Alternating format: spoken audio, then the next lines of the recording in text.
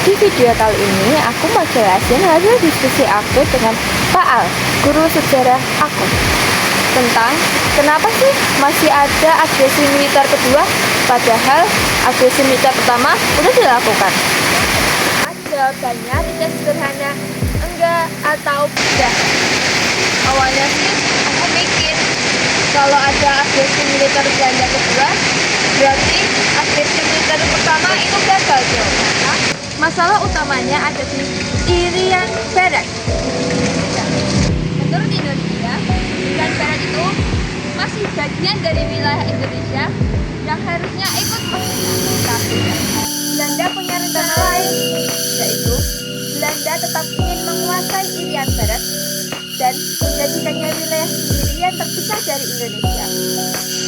Nah, dari sinilah konflik Indonesia dan Belanda semakin berlanjut. AMB 1 dilakukan sebagai upaya Indonesia untuk menyelesaikan konflik ini secara damai. Beberapa hal yang dibahas dalam AMB 1 antara lain yaitu yang pertama, upaya perundingan damai antara Indonesia dan Belanda. Yang kedua, pembahasan status wilayah Indonesia setelah merdeka. Yang ketiga, termasuk masalah utamanya yaitu Irian Barat. Tapi hasilnya, Belanda masih tidak ingin menyerahkan Irian Barat ke Indonesia. Jadi, ini masalahnya belum terselesaikan. Kalau ditanya, apakah AMB 1 itu gagal? Jawabannya, tidak sepenuhnya. Karena, yang pertama, proses diplomasi tetap berjalan. Yang kedua, Indonesia sudah berusaha menyelesaikan secara damai. Yang ketiga, hubungan antar kedua pihak masih terbuka. Tapi tujuan utama Indonesia yaitu ingin mendapatkan kembali Irian Barat. Tetapi tujuan tersebut belum tercapai. Jadi, lebih tepatnya AMB 1 belum berhasil. Bukan berarti gagal total.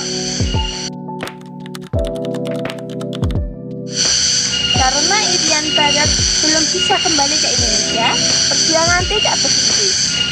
Indonesia terus berusaha, tidak cuma diplomasi, tetapi juga lewat internasional, bahkan militer sebagai bentuk desakan. AMB 2 ini dilanjutkan dari usaha sebelumnya dengan fokus yang lebih kuat pada masalah Irian Barat. Beberapa hal penting yang terjadi antara lain, yang pertama, Indonesia semakin menekan Belanda agar menyerahkan Irian Barat.